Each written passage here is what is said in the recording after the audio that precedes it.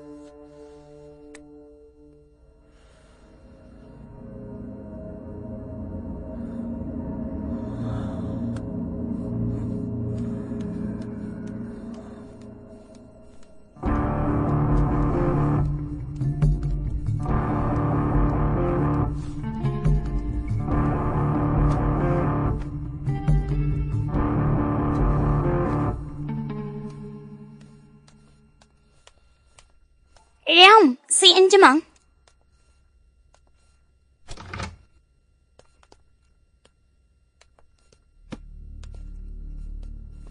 Kai, wace ce wacce ne? Wai ba na saka koma ya da kawo matan banza. Har zuwa yau ne kake so ka kasance a cikin wannan yanayin. Wai ba da bakin ka kace ka hakuri da firiya ba ne?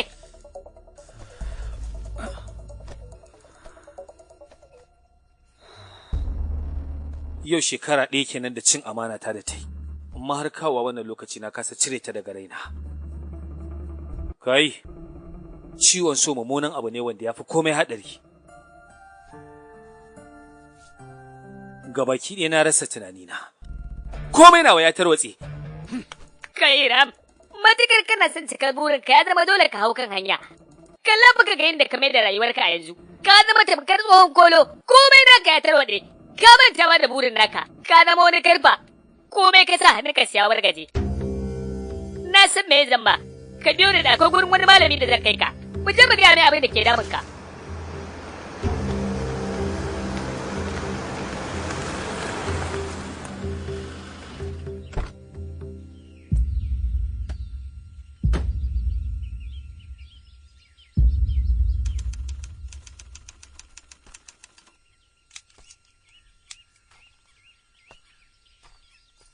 ‘Yan yara, Rama tare yana nan? Yana nan.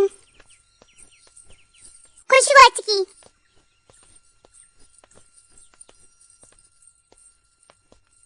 Ku zauna a nan ku jira shi idan ya kammala ibadarsa zai zo.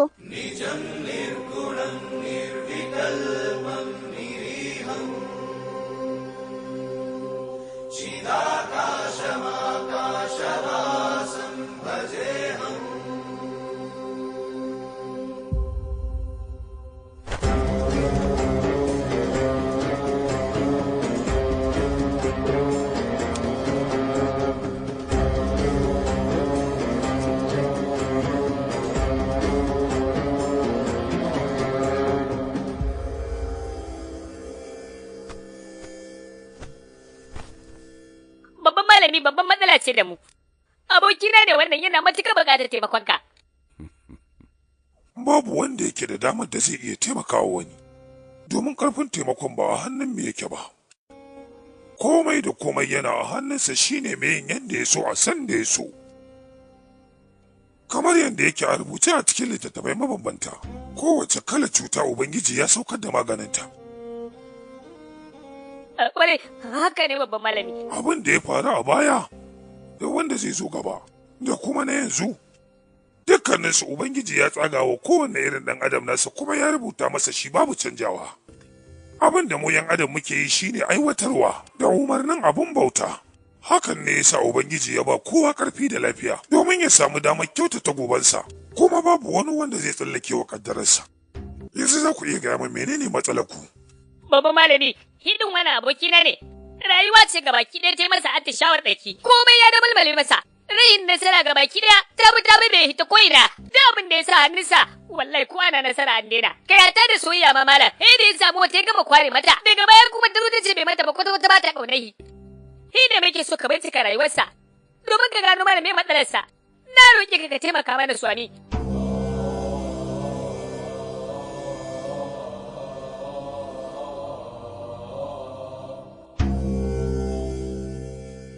Rike wannan sai ka dangwala nan.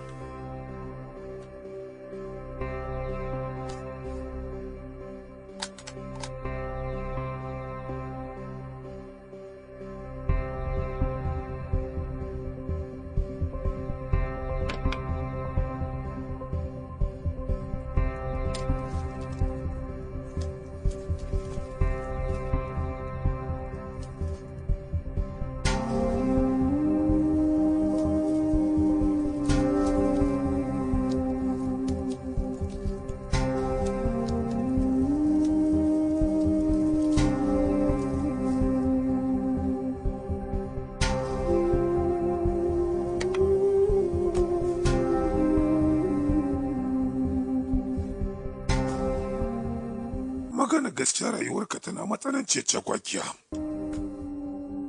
Iyayenka sun naɗa maka suna Ram ne a gaban abin bauta Ram a ranar bikin Diwali. A halin yanzu shekararka 24. An haife ka a garin Hyderabad 1996. Ka rasa iyayenka gabaki ɗaya kuma tun kana ɗan ƙararramin ka. Tara ka raine ku da shi. Wannan abokin naka a gidan marayu na garin Calcutta. Ita kuma matsalar cakuɗaɗɗiya ce, ta faru shekaru 30 baya, akan wani mutum da yake a wani ƙauye wanda a halin yanzu ma ya mutu. Matukar kana buƙatar warwarewar matsalolinka, to sai ka je Sri Rampuram, sannan ka yi bincike domin sanin wane ne Suri, ka samu cikakken tarihin komai da komai na rayuwarsa. In dai ka samu wannan tarihin matsalolinka sun warware. To amma kuma Swami. Ba kwa da dogon lokaci, ku tashi ku je. Mun gode Swami. Om Namah Shivaya. Ubangiji albarkace ku.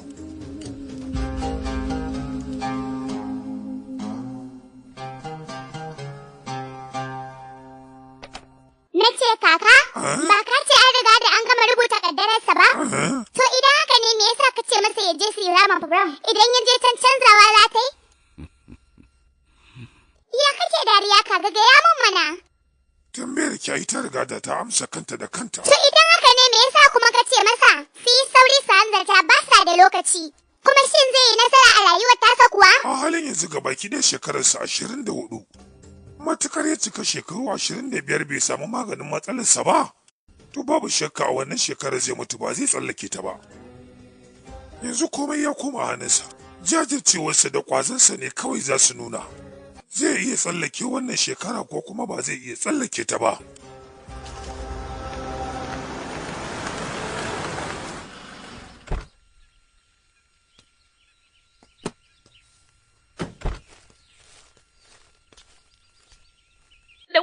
Allah ko zaka gaya mana ina ne gidan Suri? Suri ya kai shekara 30 fa da mutuwa.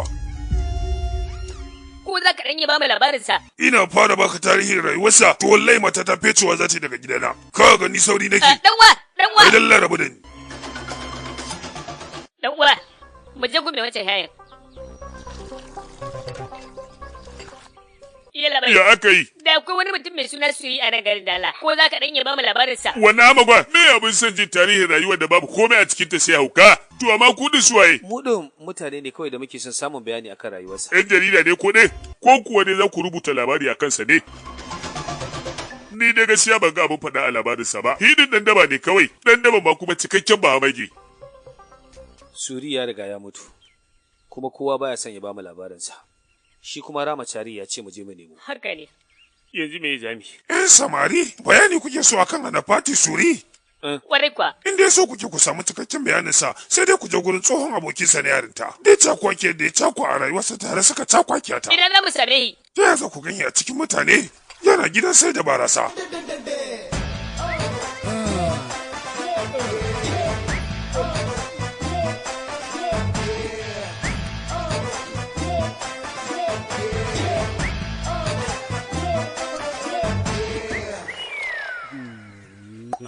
An ce kai abokin Anafati Suri. Ni abokin yi ne. Ko za ka ɗanye ba mu tarihin rayuwarsa? Me yasa? Ko ɗin su wane ne ku? Ramachari shine wanda ya turo mu. Ramachari kace ba, to na gane. Ku zauna, tabbas shi ne zai ba ku labari. Ku zauna. Ku gaya min, me kuke son sani game da hi? Muna son sanin komai da ya dangance shi, saboda shi ne maganin matsalar. Babu wanda ya san Suri a duniya sama da ni, saboda tun yarinta kowace iriyar cakwakiya tare muka yi ta. Mu ɗin marayu ne, hakan ne sa muka girma tare ni da hi. A lokacin muna ɗaliban makaranta, hi ne wanda ya fi kowa ƙoƙari. A shekarar 1989, komai nasu ya zartar mana kowa, hatta da salon sa kayansa. Da abin da zai aikata shi a rayuwarsa, yana hasaso na shekara 10 a gaba ne.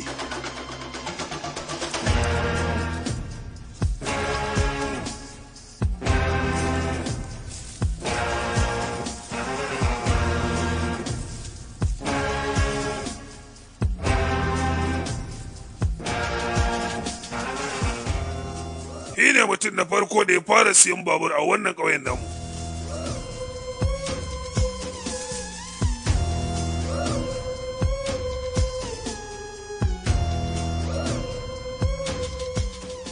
Irin halayyarsa na ɗaya daga cikin abin da ke tambatsa rayuwarsa a wannan gari gaba ɗaya, komai nahi na daban ne.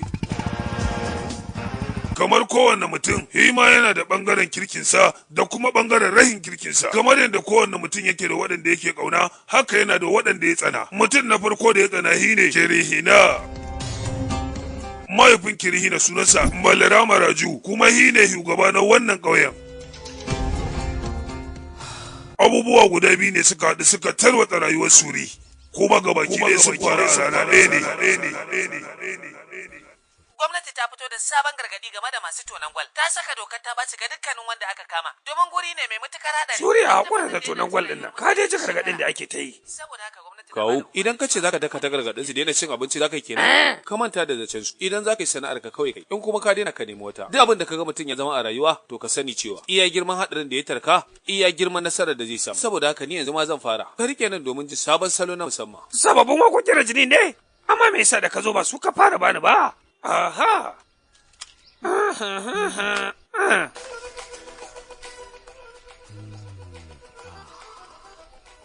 Ga hei mai daɗi, ga sauti na musamman.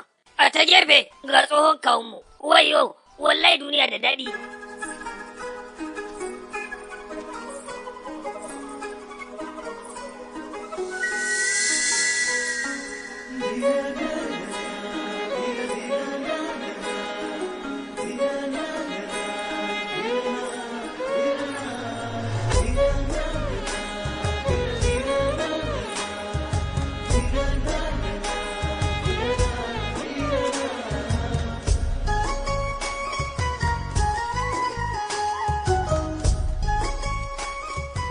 Kahir kenan.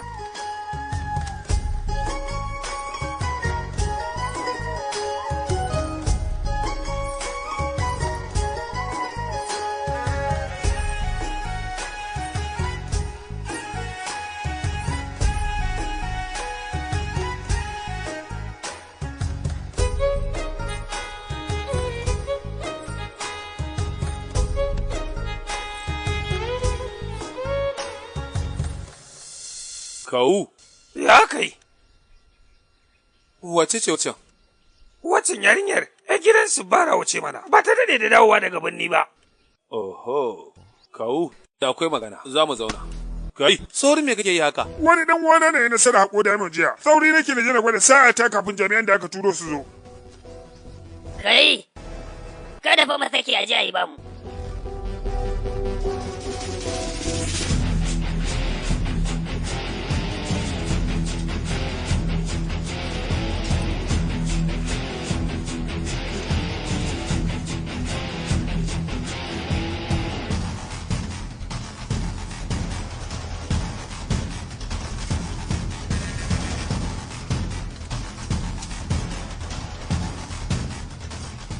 Kai suri in jawa nuna.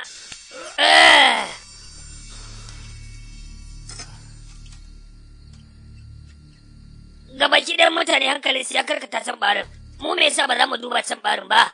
Gaskiya ne, ko da akwai ta can ɓarin mutane yanzu sun kwashe shi. Mu kewaya mu koma ta baya. Suna can suna shirme sai ga mun samu. Wallahi kuwa. Mu je to mana. Mu gangara.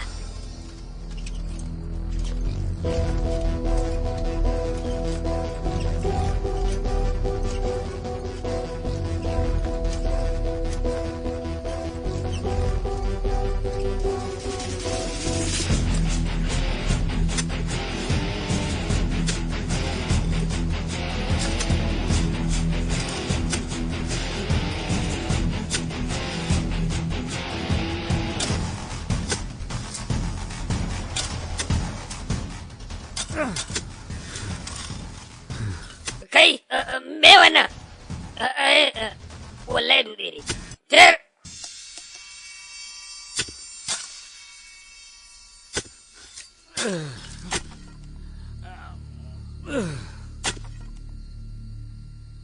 Kai, ɗanwa, me wannan? Kaga.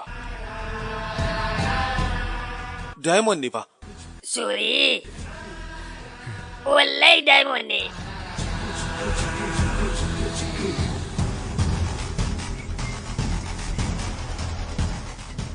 Diamond ne na gaskiya Suri.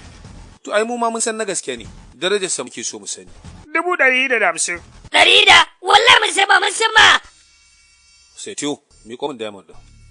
Ah, Sai an jima. ba kwa san kudaden? Na siya 800. Kai, Kaga, malam ba sai ba da mi ba. Wai me haka ne? Za ka zama Suriya, kada kai mana haka. Kai dalla ba za a sayar ba. Kai, wai me amfanin tsira masa ido da kai haka? Shi dai ba cin sake ba. Ka bari mu karɓi kudade. Da yanzu rayuwar mu ta canja. 800 ba. Kai, shi dai wannan diamond din ba yin sa ake yi ba. Kawai tsintarsa ake yi a cikin ƙarƙashin ƙasa. Kaga kenan sinadarai ne suke haɗuwa a ƙarƙashin ƙasa sai su koma diamond. Me yasa ba za mu yi bincike domin gano waɗannan sinadaran ba? Kaga sai ya zama na cewa mu ne muke haɗa diamond. Kai, abin dariya. Wai saboda haka ne yasa ka ji karɓar mana waɗannan kudaden. Gaba ɗaya ni ban sani ba he. Da ƙatoton mahaukaci nake abota. Idan man da kai mahaukaci ne ko a tarihi ka taɓa jin wanda ya haɗa diamond. Na fuskanci na ci gaba da zama da kai ni mahaukata ne zakai. Ya zama dole yana ɗan yi nesa da kai. Dan yi ja. Duk wanda ya yi nasarar tono diamond kokari yake yi ya je ya sai da shi domin biyan bukatunsa. To amma shi Suri san ba haka yake ba. Tunaninsa gabaki ɗaya ya bambanta da na ragowar mutane. Don haka ya ta'allaka rayuwarsa gabaki ɗaya akan yadda za a iya fara ƙirƙiro yadda ake yin diamond. Lokacin da mutanen ƙauyenmu gabaki ɗaya hankalinsa ya ta'allaka wajen haƙo diamond, shi kuma na Suri gaba ɗaya sai ya ta'allaka ga shiga bincike a laburare.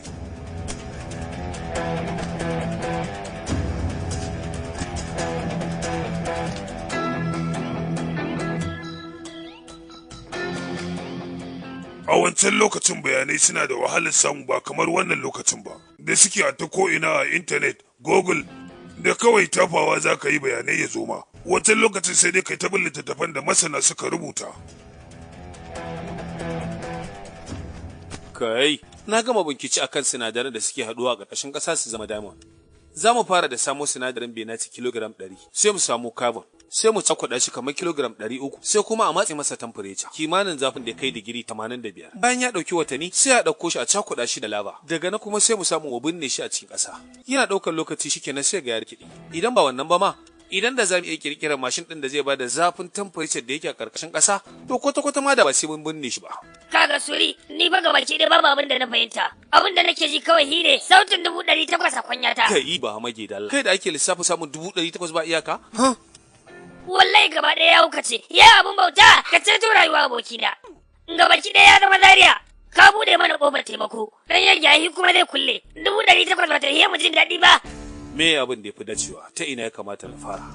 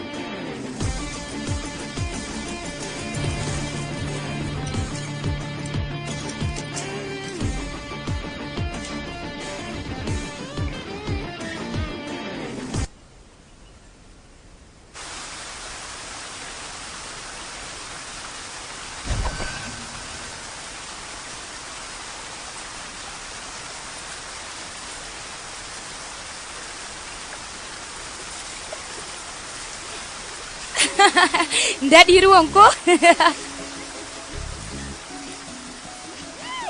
Wayyo kai! Wallahi daɗi! Mace a hankali. Ke wace iri ya tafiya ne kike yaka? Wannan ai mayafin cinni ne.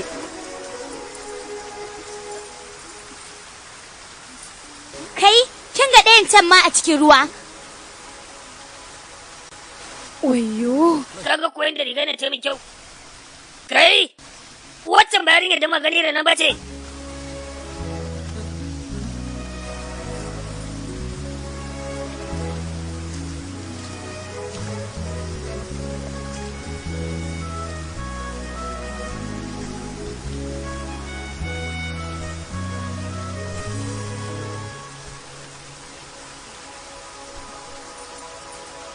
Na gode fa.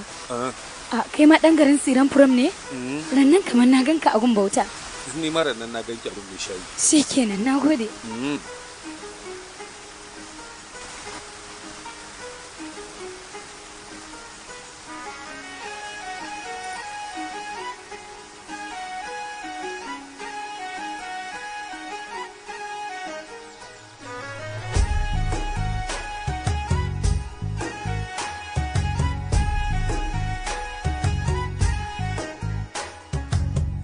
ఏం చేసావో మాయా మాయా నిన్ను చూసాకే కవినైపోయా ఏం చేసావో మాయా మాయా నిన్ను చూసాకే కవినైపోయా ఎదురుగా నిన్ను చూసి తెలియని అలికిడితో ఎదలో అలజడులు మొదలయ్యేనే కలిసిన తొలిసారే కలలకు రూపాన్ని కళ్ళెదుటే చూసి కలవరమాయే ఇప్పుడే కలిసావే ఎదలో కలిసిపోయావే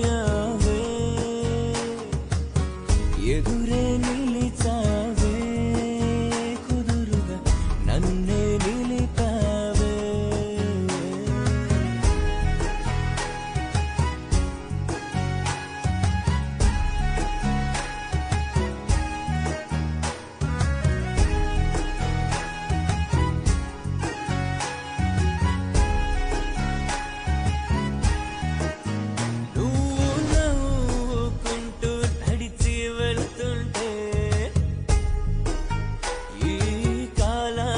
పుట్టే చలనాలే నీకు నచ్చకుంటే అది నేరం నువ్వు మెచ్చుకుంటే గొప్ప వరం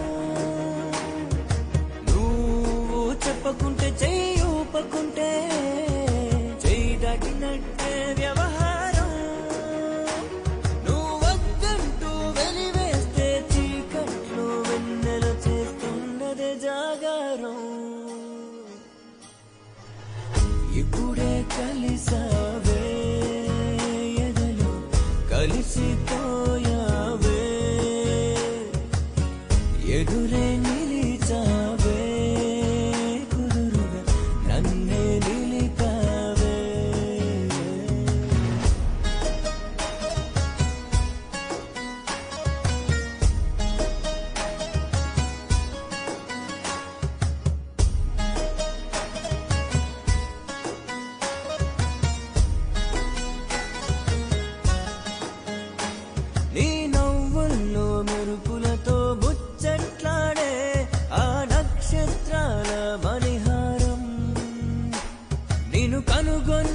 నాకే కలలు పుట్టాయిలే నువ్వు అనుకున్నాకే నిజమయ్యాయిలే నీ పరిచయం ఒక వరము నా జన్మకు దొరికిన భాగ్యం నీ పరిచయం ఒక వరము నా జన్మకు దొరికిన భాగ్యం కాసేపు ఇంకాసేపు ఇలాగే జన్మాంతం ఉండిపోవాలని ఉందే ఇప్పుడే కలిసావే ఎదలో కలిసిపోయావే ఎదురే నిలిచావే కుదురుగా నన్నే నిలిపావే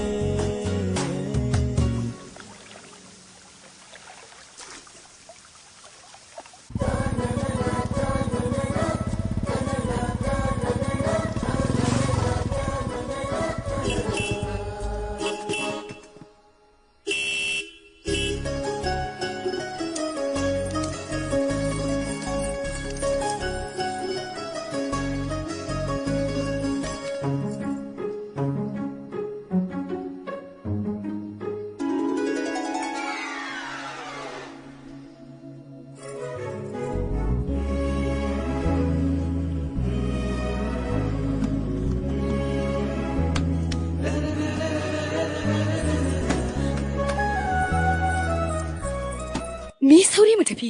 Ke me abu Me sauri? sauri mana. Ki bi komai a hankali ki ji. Mu sai mana.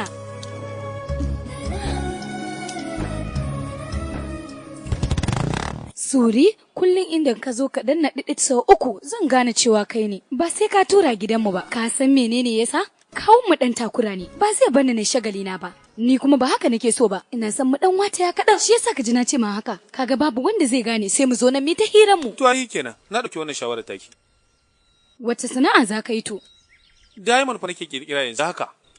Diamond kuma? Ke ma na san ba fahimta ta zaki ba. Duk lokacin da kake son zama babba, to dole sai ka bude tunaninka. Iya girman tunaninka, iya girman abin da zaka samu. Yanzu ya za a yi. Wai baki sani ba? Sun ba ta kake so?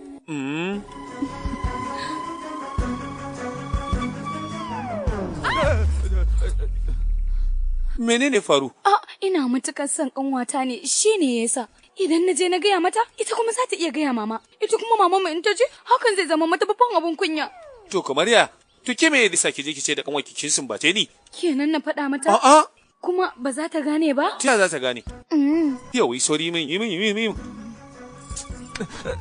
Yanzu kuma ne ya faru? Za ka iya zuwa ka gaya abokinka shi ba, shi kuma zai je ya faɗa wani, shi kuma zai iya faɗa babanmu. Idan kuma babanmu ya ji, abin gaba ɗaya ya tarwatse. Ni kuma wannan hauka ne zai sa na je na gaya wa shi ba cewa na sumbace ki. Ba za ka faɗa mai ba. Yi min ki ji. Ka tabbata dai ko? Ba zan faɗa masa ba ki min. Yanzu kuma me ya faru? Wallahi bara rufe fuskata wani zai iya zuwa ya gane mu haka kuma abin kunya ne ni ba zan yadda na aikata abin kunya ba. To ai kika rufe ni ma bana ganin ki. Na fuskanci wannan abin ba yiwuwa ne ba zo mu tafi. Mu je sai wani lokacin. Ba ka san sumbatar? Kin ga ki je ki ta sumbata kanki ni na yafi ki ji zo mu tafi. Yawa. Ki to a hankali fa. Ta kasar na gurin baya da kyau fa. Idan ne koko na kwalbe bebe balala. Kai kada ka tsaya fa akwai yake. Kai dalla banza matsa. Ke ya haka a fuskar ki kamar barewa ta ci kuma da musa. Ai dama komai a hankali yake farawa da kaɗan kuma sai ya dinga ɗagawa har ya zama mai zafi. To ni ma a haka nake. Mu je. Wayo, wannan irin cakwakiya. Kuma ba haka abin yake. Dukkanin mata halayya su ɗaya. Mata ta ma haka.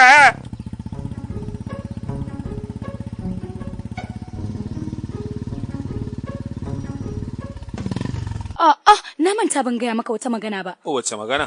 Zan je gidan kakanmu kwana 3 zan yi. Har kwanaki 3? Yanzu kina nufin sai na yi kwanaki 3 kenan ban ganki ba? To ni ma ba kwana 3 zan yi ban ganka ba. Wato ke ko da mun ki abin bai yi ba. Ba damuwa. Na lalaba. Wannan ba damuwa ba. Sai mun haɗu?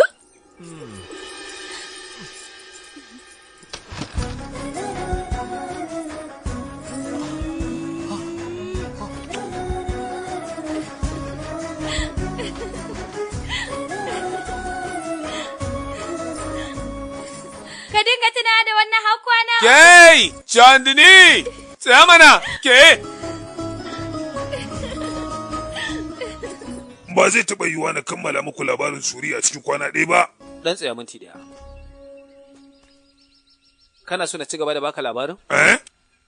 Ka ci gaba da bani. Wannan ko mahaukaci ne. Ta yaya ne za ka iya ci gaba da labarin da yake a cikin ƙwaƙwalwata? Shi kenan, faɗi na ji.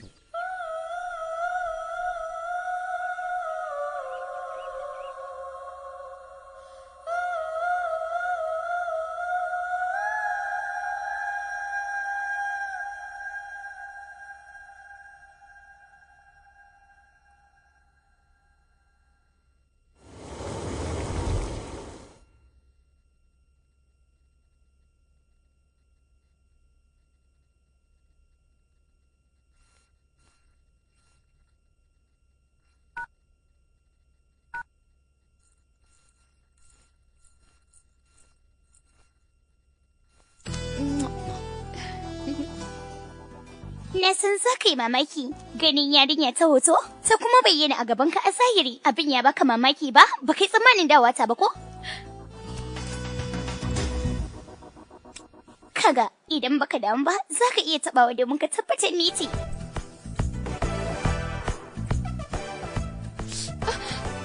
Idan na ce ka taba ba fita ne ka taba inda aka hana ba. Ba komai bane. Kawai ina so na tabbatar da gaske ne ke ce? Yanzu ka tabbatar ba? Me yasa kika zo gidana? Kowa ya baki min ba? Kewar ka ce ta dame ni. Bayan dawowa da ni daga gidan kakata? Sai na kasa jurewa. Ina yi matukar kewai ki fiti. Kai ne dai fiti. Wayo, an ɗauke wuta. Baka da kendir da zaka kunna mana? Ifa gaskiya tsoron duhu nake ji. Me abin tsorata gana a tare da ke? To ai tsoron naka ne nake ji. Tsoro na kuma? Me yasa? Saboda zaka iya cewa zaka yi min wani abu.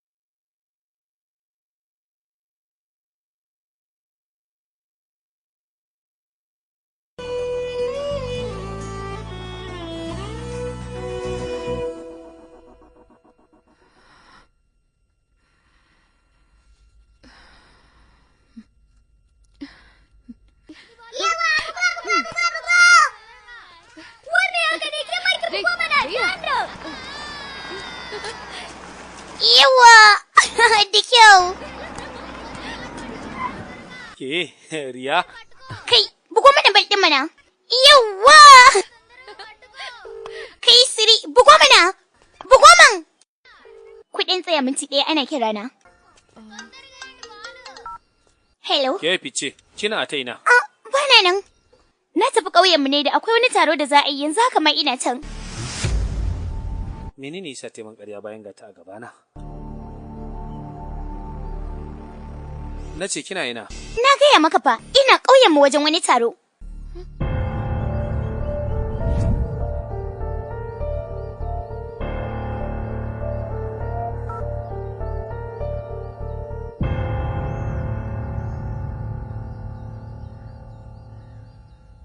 Maganar gaskiya Ram, ina jin kunya haɗuwa da kai saboda abin da muka aikata. Sun kafin na tabbatar da cewa kana matuƙar ƙaunata ne yadda wani abu ya shiga tsakaninmu. Wannan shi ne. shine kika yi min ƙarya kenan. Kika zo kika ɓoye kanki kika daina ɗaga wayata. Furiya, kina kokwanton cewa soyayya da nake miki ba ta gaske bace. Wannan shine dalilinki. Kin kuwa san me ake nufi da soyayya gaskiya? A koda yaushe ina tuna a lokacin da na fara ganin ki. Saboda shine lokacin da yafi kowanne muhimmanci a rayuwata. Rayuwata ta fara ne bayan haɗuwata da ke. Jina nake tamkar wani sabon mutum. Na kalla kuma na karanta labaran soyayya. Amma gaba ɗaya ban san haka soyayya take ba. Sai a lokacin da na haɗu da ke. Wani abu nake ji a zuciyata. Wanda ya ba zuciyata damar yanke cewa ba zan iya ci gaba da rayuwa ba sai da ke. Bugun zuciyata naki ne. Haka ma numfashina. I am madly in love with you, Priya. Kuma zan yi miki soyayya ta har abada, Priya. Kai ya haƙuri, Ram. Ram? Ina mi ba ka haƙuri, Ram.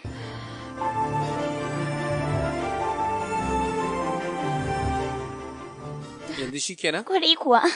Madam, wannan naki ne. Ni? Gwarke. Wow. Ki bude mana.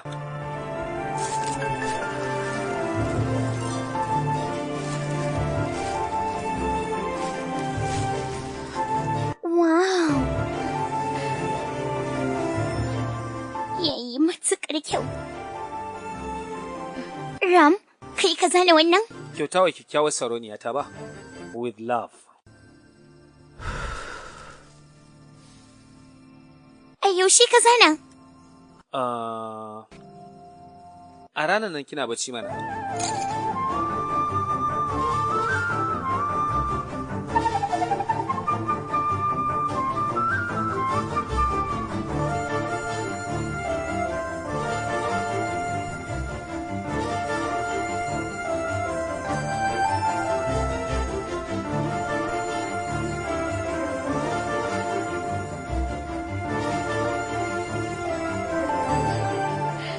Yayi kyau, Yarima na.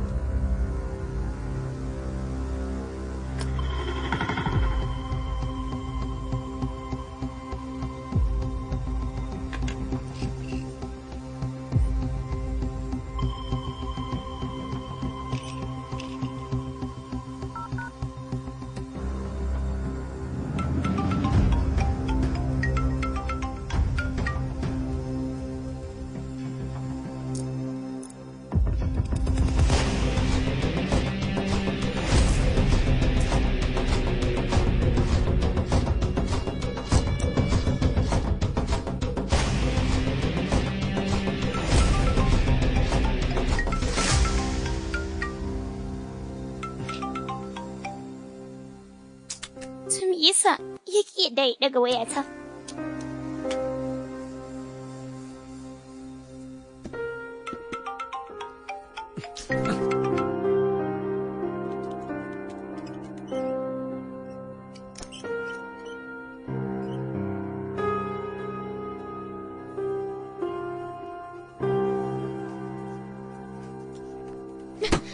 Me faru? Me yasa ka ki daga wayata? Kana nufin haka gaji da ni? Na kasa daga waiki ne saboda wani aiki da nake. Me? Kana nufin aikinka ya fi ni muhimmanci? Wato kenan ni yanzu ban da muhimmanci a gunka. Saboda ka gama samun abin da kake nema ko?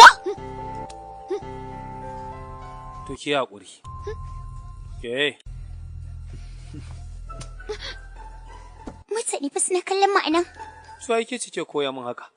Asalan bayar da haƙuri. Okay. Na karɓi tubanka. Malam me wayo. Ke?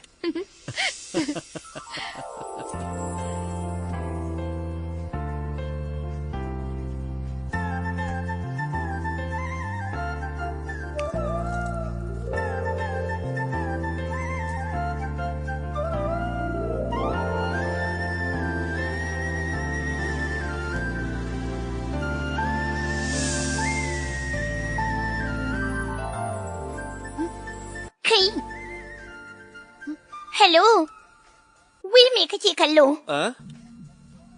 Yes! Furiya, na gano wani mahaɗi, zan kira kin anjima. Kai, me haka? Ram! Wayo. Yes!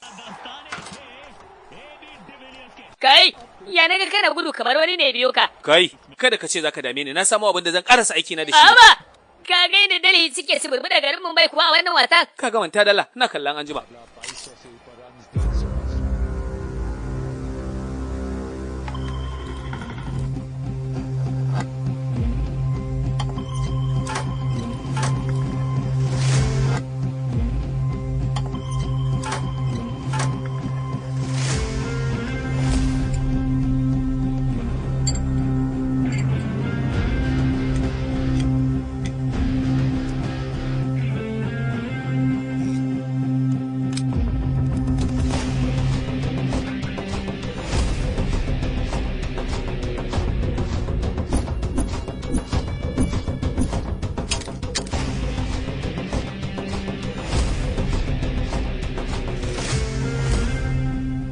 Idan ina tsakiya da wannan aikin, bana da damar da zan iya saurara ko da kaina. Hakan yasa ba zan taba iya daga wayar Furiya ba.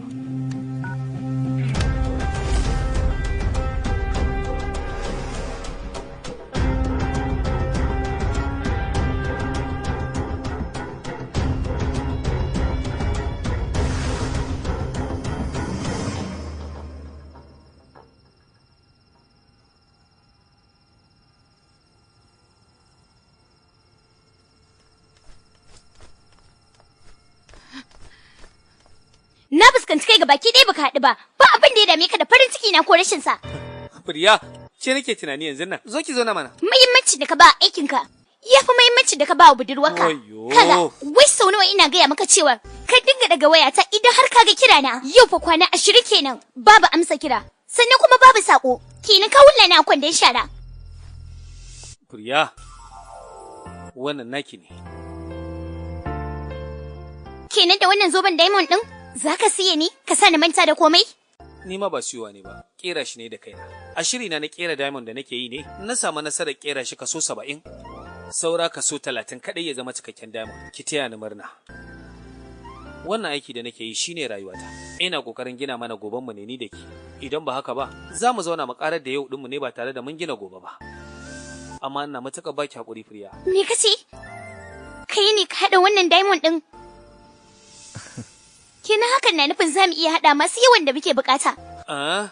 Amma da yanzu ki karɓa gwiwowi na sun sage hannuna kuma gabaki ɗaya ya ƙage.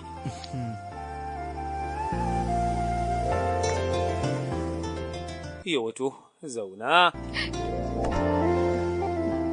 Kanga?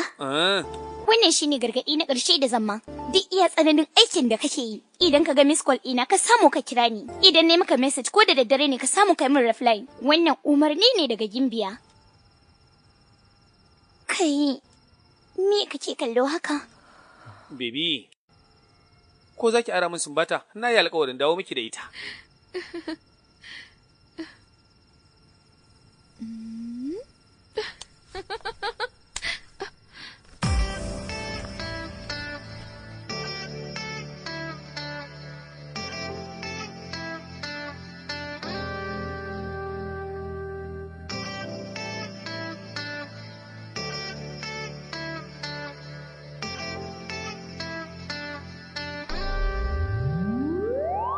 రకసికముని సుకుమారా రకరకముల తడిమేరా బహుముఖముల సుఖమేరా నీదే రమగువిక మదనుడివని మనసారా ముడిపడమని పిలిచారా మధువన మొగ విరిసారా రారదరికే నీ విరుపులు తాళలేనురా ఈ తలపుల తాళమేయరా త్వరగా తెరతీయవేమిరా నా తాడిపొడి సొగసుల పాడిపడి ఎగసినే నీ కౌగిలిలోన కరిగే పోనా నీ పెదవులలోన పై పెదవిని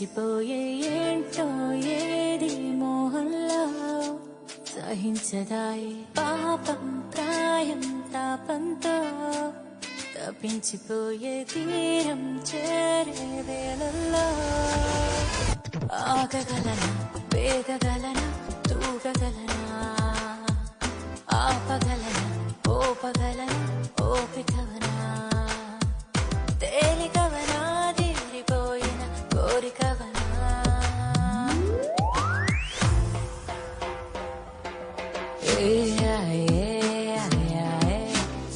నీ కోగిలిలోన కరిగే నీ పెదవులలోన పై పెదవిని కానా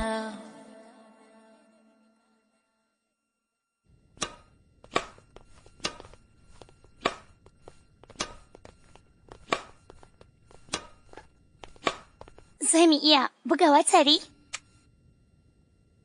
Kwarai ko me ji hana?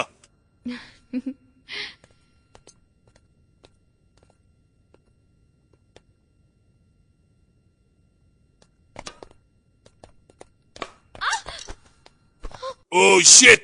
Muga gaba taki. Ba ciwo bane, gurdewa kika danyi kadan.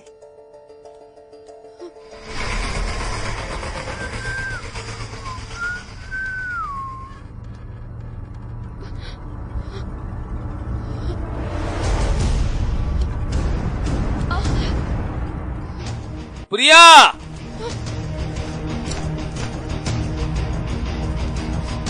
Me abin da ya faru? Gurdewa ta danyi ne ta ji ciwo. Matsa daga nan gurin. Baka ji me na gaya ma ba? Kurma ne kai? Kurma ne kai baka ji me na ce ba? Kai! Ram, Mata ta ce ita. Ram, me haka? Idan ka sake ka ƙara taɓa ta, zan karye ƙasusuwanka. Ka gane? Wani daga nan. Priya. Ram, maimakon ku gode masa me ne masa gargaɗi haka? Kai, babu kai babu ita. Ha? Ke ‘yan mata, ki fahimtar da shi ya gane. Ram, abin fa da ya aikata min abin godiya ne. Ba ki san shi ba ne, shi yasa yake faɗa haka.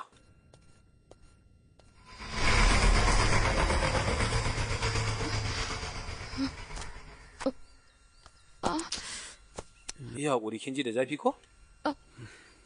Ram, amma da alamu da can ka san shi. Na san shi mana, ɗan makarantarmu ne. Babansa mai kuɗi ne, shi yasa yake ji da kansa. Juda dai kai ne wanda ka zauna da shi ka san halinsa, amma a haka sai nake ganin shi tamkar mutumin kirki. Ba ki yarda da abin da na gaya miki ba?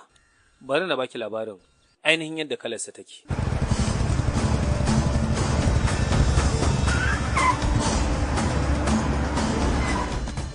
Narayana. Ka yi alƙawarin biya na basussuka na. Me dalilin da yasa baka biya ba? Mantawa kai ba? Ba haka bane yaro. Zan biya ka. Kadan kara min lokaci kaɗan. Ko ma ta yaya zan san yadda ne na biya ka. Malam Narayana. Zan iya bar maka kudaden da nake binka. Idan za ka yadda ka bani ‘yarka. Ina. Wannan ai zancen banza ne. Wai ka ji haushi? To ayi kenan. To bara na baka wata babbar dama. 500 nake binka. Zan yi maka tambayoyi 5. Idan ka amsa su daidai, zan ban maka kuɗin shikenan. Idan kuma ka amsa ba daidai ba, duk tambaya guda ɗaya, zan cire kaya ɗaya daga jikin wacce kyakkyawar ƴartaka. Ina. Wallahi ban yadda ba. Kai hakuri zan ba kuɗinka. Zan biya ka kuɗaɗen ka da Allah. Baka da wani zaɓi da ya wuce wannan yanzu haka. Kawai ka yadda a buga wannan wasa. Tambaya ta ɗaya. Mata ne ya kamata su samu, amma maza bai kamata ba. Kyau ne. Baka canka ba, amsa gaskiya ita ce bashi. A duk lokacin da mace ta ciyo bashi, ba ta da burin da ya wuce ta biya ba kamar kai ba. Idan kuwa namiji ya ci bashi, sai an sha wahala da shi yake biya.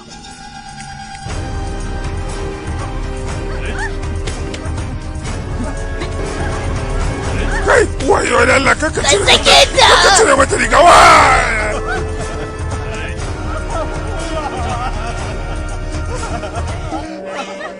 Wayo yarinya ta. Saura tambaya ta biyu. Sukarin da tururuwa ba za ta iya nemo shi ba. Babu wani sukari da tururuwa ba za ta nemo ba, saboda su kanshi suke bi, shi kuma babu sukarin da baya da kanshi yayi. Baka canka ba, tururuwa ba sa taɓa iya nemo koren sukari.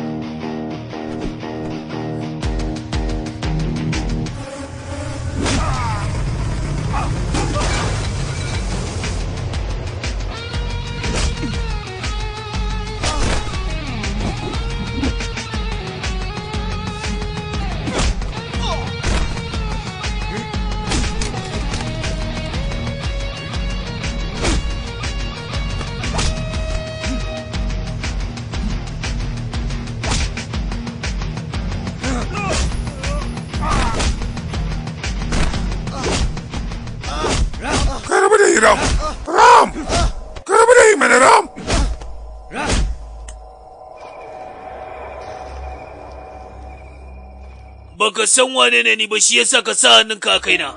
Ka saurari abin da zai same ka. Kai, dallawari. Dukkanin mutumin da yake da irin wannan halayyar bai kamata ka bar shi ya rabu budurwarka ba saboda ba mutumin kirki bane. Zai iya lalata miki rayuwa. Don haka ki dinga nisa da shi. Kenan kana nufin shi dan gidan masu kuɗi ne? Kai, ke ina baki labarin munin halinsa, ke ta kuɗin su ma kike yi. Da kyau. Fice. Ka ji shi ba? Mugo fice. Sorry. Ki haƙuri. A haka muka ci gaba da rayuwa. Na yi iyakacin bakin ƙoƙarina domin daidaita rayuwata da ta Firiya, sai dai na fuskanci hakan ba zai taɓa yiwuwa ba, saboda ina gina rayuwata, ita kuma ta kutso kai cikinta. Burina shine haɗa diamond ɗin da yake da cikakken quality, domin da shine kawai zan samu damar cika mafarkina. A ta ɗaya ɓangaren kuma ga Firiya tana buƙatar holewa tare da ni. Duk da ina matuƙar ƙaunata, amma ba zan taɓa iya bari saboda soyayya ta na wargaza rayuwata ba. Babu shakka ina a tsaka mai wahala. Na rasa ta hanyar da zan bane maganin wannan matsala. A koda wanne lokaci abin ƙara zurfafa yake yi.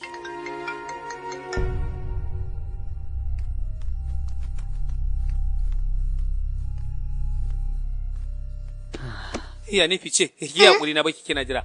Ram, wai ku da gaske ne kana so na? Ke menene haka? Ke yanzu baki san cewa ina son ki ba? Yanzu dai ban sani ba. A baki dai kana cewa kana ƙaunata. Ina soyayya take Ram? Ban ga alama ba.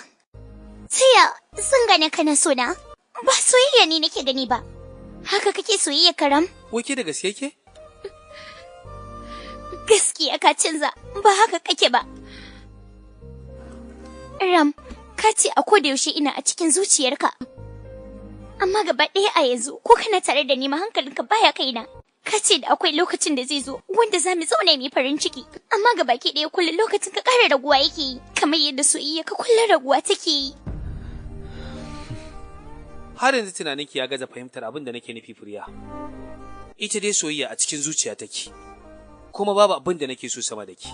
To amma dai kin san ba za mu rayu da soyayya ba. Muna buƙatar abubuwan da za su taimaka mana. Ki auna ki gani Firiya. Ke kaɗai ce budurwar da nake kulawa a gabaki ɗayan duniya. Idan da a ce sanki ne bana yi, ai da zaki same ni da tarin mata a gefe, waɗanda nake kulawa bayan ki. Ba zan iya taimakon ka bane Ram.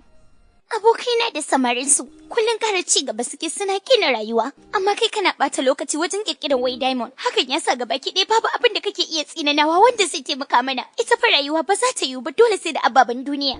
Kai kuma kullum rasa komai kake yi. Matsalar ki shine bana ɗaukar kuɗaɗe ina kashe mana ko? To kuɗaɗe yake so ko soyayya ta? Duk biyan. Wanda zan rayu da shi ina so. Ya kasance mutum ne mai kulawa, sannan kuma mai abin da zai iya rike ni ne, saboda yanzu rayuwa ta dogara akan soyayya da kuɗi ne, ɗaya ba zai tafi babu ɗaya ba. Ba mu dace da juna ni da kai ba. Rayuwa akan zato ko kwancin samu ko rashi gaskiya soyayya mu aka ba za ta dore ba Ram. Ram, kawai mu rabu. Mu rabu kika ce? Me yake cewa haka Firiya?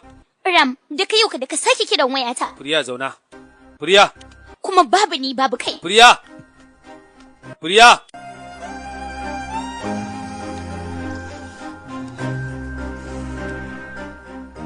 Firiya! A zato na cewa ta yi fushi ne kamar kowane lokaci. Idan ta huce da kanta za ta iya saukowa.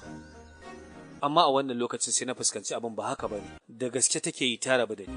Hakan ne yasa na shiga cikin matsananciyar damuwa saboda san da nake yi mata. Ko da zan kwana ina kiran lamba wayarta ba za ta dauka ba. Idan nayi mata sako ba za ta dawo min da amsa ba. Ko san abin da nake wuni ina aikatawa kenan. Ina zaune lafiya Furiya ta shigo cikin rayuwata. Ta fita kuma a halin yanzu tana kokarin tarwatsa min ita. Rasa mutumin da ka dauka a matsayin mahadin rayuwarka yana da ciwon da ba zai taba misaltuwa ba. Hakan ya sa na cikin matsananciyar damuwa, da har ya bayi da na kasa mai da hankali ga cikar burina. A koda yaushe tunaninta ne kawai yake cika min zuciya. Gabaki ɗaya dukkanin shirye-shirye na rayuwata sun tsaya.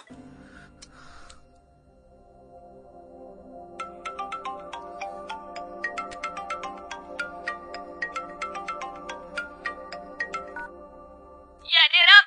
Wani abin mamaki na gani yanzu. Furiya na gani tare da Mohit a gurin cin abinci. Yaushe? Ga ta a gabana ma. Tsaya a gurin ganin zuwa.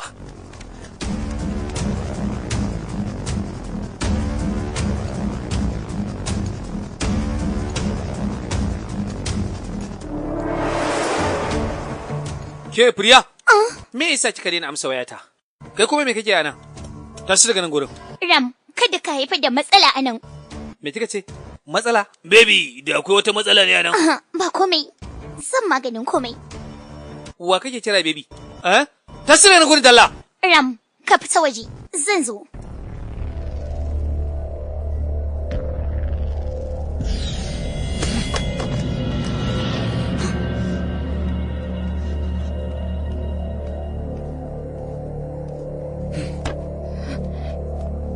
Ram? Ni ke cewa zan haifar da matsala? Matsala kake son ka bani mana. Mecece alaƙata da kai? Shikenan ba zan yi saurayi ba? Me abin da yake cewa ne haka Priya? Kin manta da irin soyayya da nake miki? Ram, ni fa na gama da kai. Komai ya wuce. Amma har yanzu ina son ki Priya. Mohit zan aura. Kwarai, Mohit shine mijina. Kuma an sa ranar bikin mu ma. Baby, menene matsalar? Ba komai. Mu tafi ko? Mu je.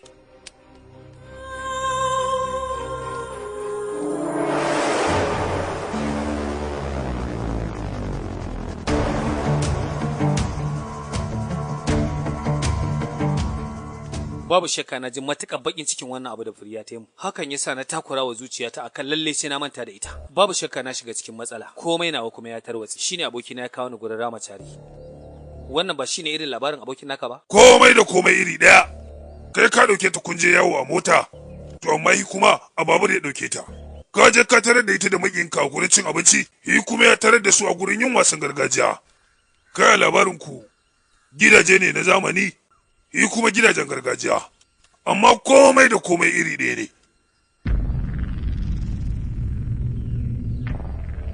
Abin da ya faru shekaru 30 ya zo yana faruwa a kaina. Me hakan yake nufi da rayuwata kenan? Ta yaya haka zai yiwu? Sai na gano me hakan yake nufi. Me hakan yake nufi? Ni ma mutuwa zan yi kenan? Kai, maza kirawo mana Ramachari. Halo? Barka dai babban malami. Ni ne wanda muka zo gurinka. Ina sauraron ka. Mun zo garin da kace mu zo domin neman suri. To amma sai muka tara a lokacin shi ya mutu. Amma komai na rayuwarsa irinsa ne yake maimaituwa a rayuwata. Me yake faruwa da ni Shuwami? Kaga dan saurayi. A dukkanin karni ana samun irin wannan labari na ku kai da shi. Da kai da shi din dukkaninku na musamman ne. Har kawowa wannan lokaci komai naku na rayuwa yana faruwa iri ɗaya ne. Za ka iya canjawa ne ya sa ka ji kana buƙatar sansanin dalili. Karasa jin labarinsa za ka yi sai ka ƙoƙarin canja naka.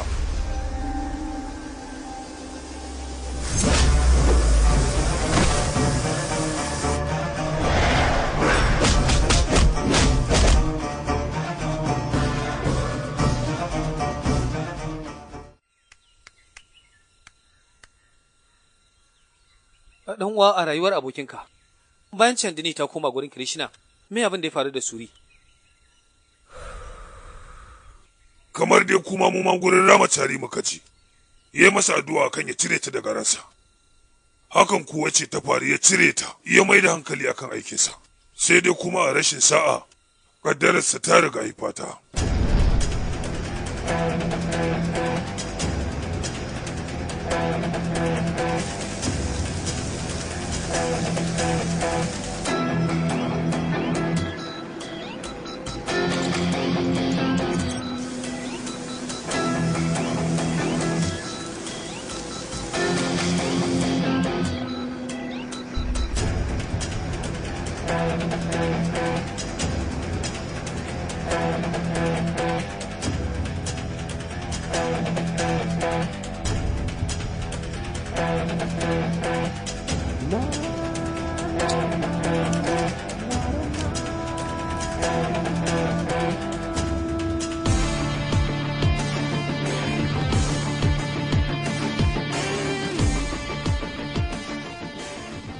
Kai shi ba, kai, dalla tashi mana, ka tashi zo mana, ta so ga.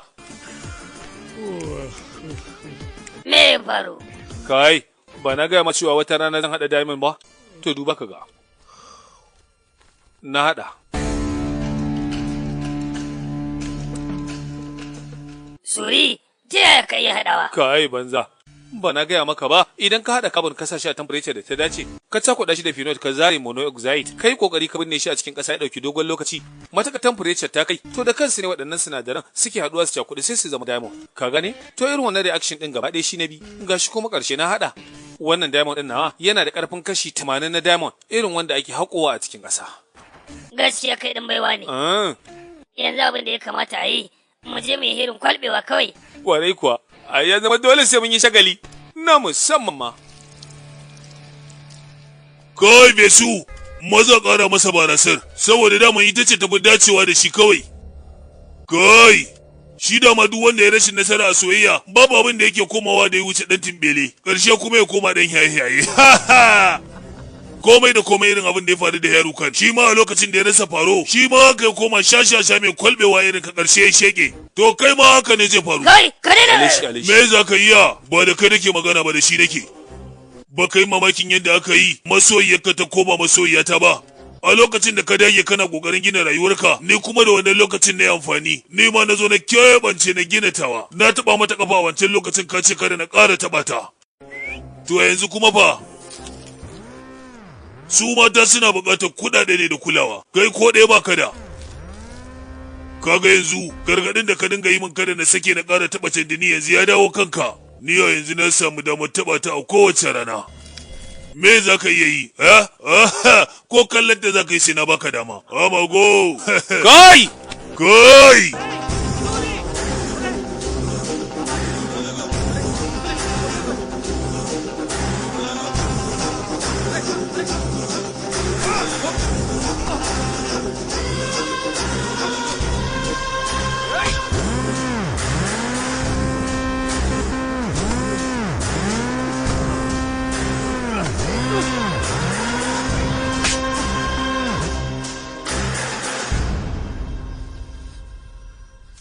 Wai me yasa ba za ka fahimta ba? Me haɗin ka da rayuwar mu?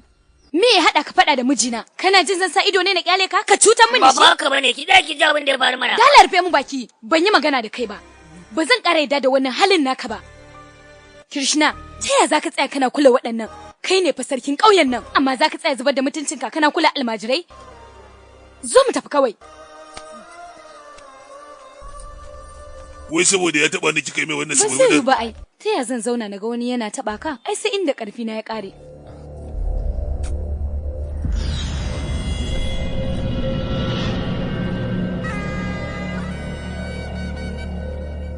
Chandani ta samu dukkanin abin da take jin tana so a hannun Kirishina, shi kuma Suri bakin ciki ƙara damun sa yake. A ƙarshe dai Chandani ta aure Kirishina aka yi babban shagali, sai dai shi Suri gabaki ɗaya ya haukace ya rasa inda zai sa kansa.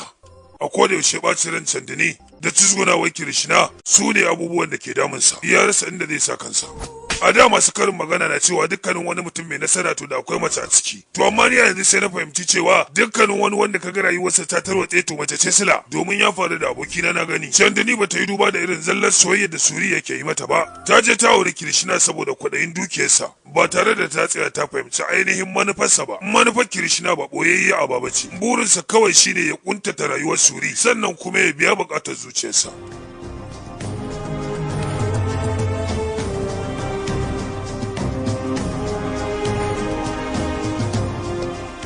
Kai, wai har yaushe ne za ka zauna a harka?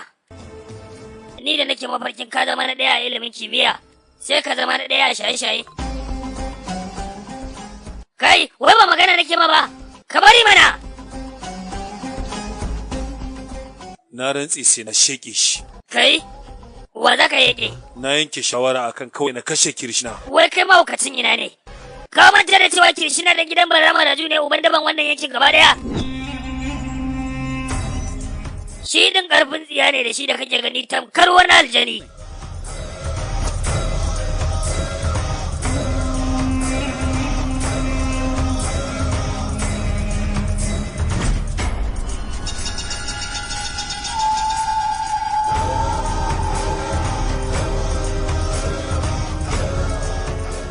Masu gadi sama da mutum 200 ne suke gadin gidansu, kuma kowanne ya rike da bindiga yake a hannunsa. To ta yaya ne za ka iya hege Kirishina? Wallahi ko labari babansa ya ji, na rantse maka da gani har kai sai ya kashe mu, kuma shi ga wanda ko gangan jikinmu ba za a gane ba. Ka rufa mana asiri. Na gama yanke shawara sai na kashe shi. Ka fi kowa sani na. Idan na yanke shawara ta yanku, dole sai na kashe shi. A yau da daddare zan kashe shi. Wai kai me haka? Me yasa babu abin da kake ganewa ne? Yin hakan tamkar shi ka kai ne fa. San bai dame ni ba. Sai na kashe shi a daren nan. Za ka raka ni ne ko ba za ka raka ni ba? Wallahi ba za ni ba. Ka je ka yi da abin da ga dama.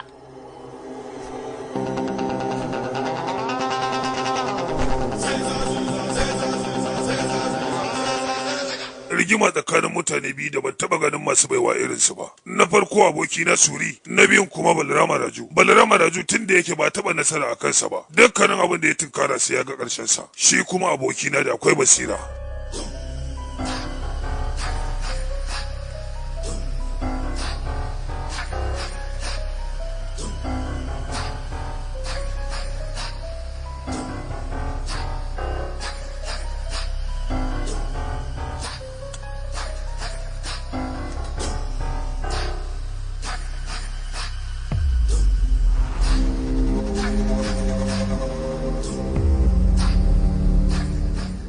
Kai Suri, kada ka yi ƙoƙarin yin komai a wannan gida. Idan ma dole sai ka shege shi, ka yi haƙuri ya fito waje.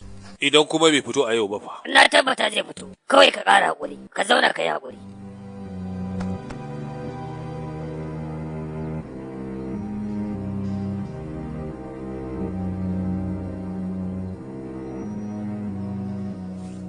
Wai me yasa suke ta kallon mu ne? Idanuwansa gaba ɗaya sun nuna komai ai. Zargin me yake yana tunanin wani abu. Ya bude ya ga ciki, ni ba gaba ɗaya na tsorata. Kai, mu tayi mu ba wannan gurin mana, idan ya je to da yanda ba su kasa barbaɗe mu ba mu tayi mana. Sa tsoro a cikin zuciya baya taɓa ba da damar yin aiki. Kai, me kuke nema a nan gurin? Ku tashi ku sabe daga nan. Dan uwa, wani abokina ne zai zo nan ya same mu. Shi ne muka yi masa kwatance da nan gidan zamu zauna a kofar gida. Yana zuwa za mu tafi. Ku yi hakuri da Allah. Kenan. Suba,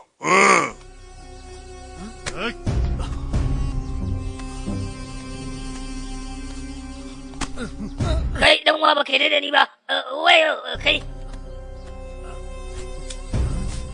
Kai, wuka.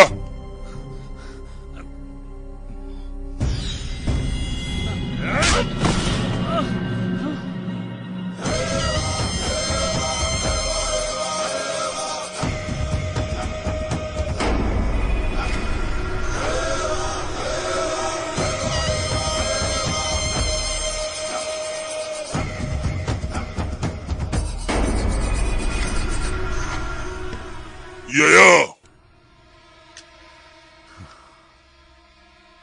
Me kuka zo yi a gaban gidana da wannan wakar a jikinku?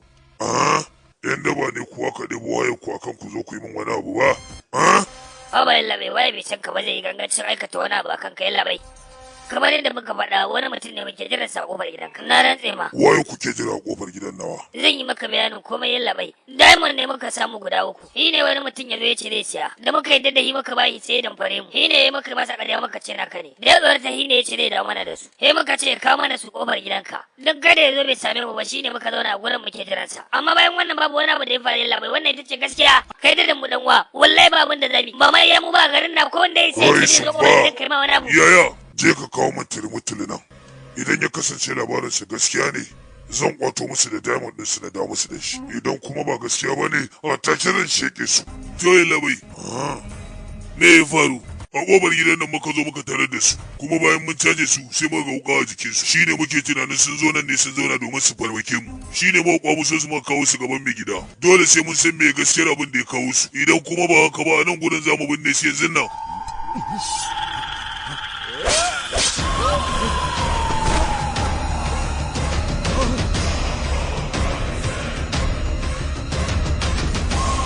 Kai! Maza ku kwamu sama shi mana! Kai! Ku tabbata kun kama shi! Ya kashe dan mai gida da matarsa ne, ko ina ya shiga ku tabbata sai kun zakulo shi. A wannan rana ba su yi nasarar kama mu ba, saboda mun samu wata ɓoyayya hanya ce ta bayan gidan. Wacce ta nan ne muka yi nasarar samu maka salalba maka fice daga cikin gida. Tun daga wannan rana muka zama babban abin da ba za mu raju yake farauta a rayuwarsa.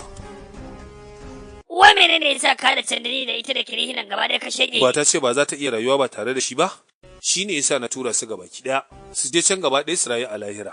Wallahi gaba ɗaya ka sa rayuwa ta a cakwakiya. Yanzu gaba ɗaya ban san yadda gobe ta za ta kasance ba. Ka ɗauki shayin ka sha, yana yin sanyi. Wai kai ta yayi ma kake yi? Man zama ta bakar wasu zo ma idan da baka bibiyan ma ake. Kai ba tuwan nan kake ba ta yayin da zaka ya ma kake. Ina da yaƙini da tabbaci a zuciyata. Nema na da suke yi ba shine dai su kashe ni ba. Da akwai lokacin da na ware kawai nake jira. Zan tunkare su gaba da gaba na sanar da su labarin shikata. Domin babu mutum guda da nake jin shakka ko kwanto a cikin su gabaki ɗayan su. Ba ni ne ya kamata na damu da su a rayuwata ba. Su ne ya kamata a ce gaba ɗaya su tsorata. Saboda ni danja ne!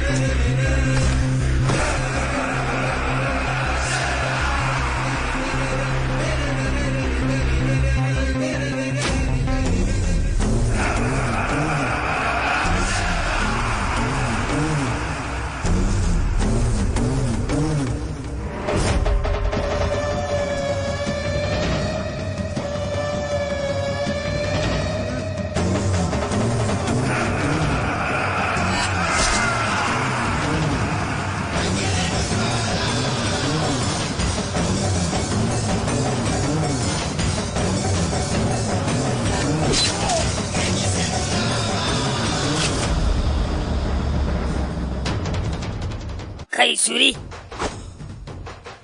Idan shi yana jin shi shaidani ne, to ku sanar da shi cewa ni ne shugaban shaidanu. Surindira!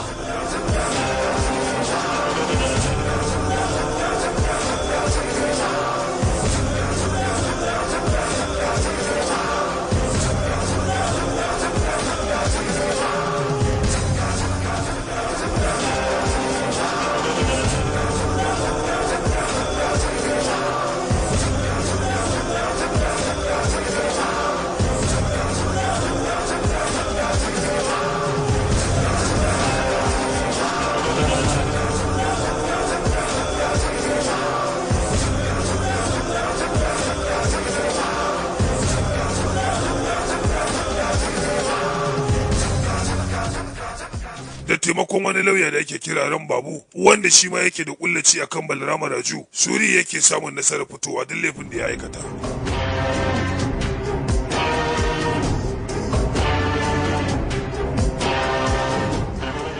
Dandanan rayuwa gabaki ɗaya ta sauya. Dukkanin mutanen da suke jin tsoron Balarama Raju a wancan lokacin sai suka juye suka koma yanzu kuma mu suke jin tsoro. Ake yi mana girmamawa ta dole.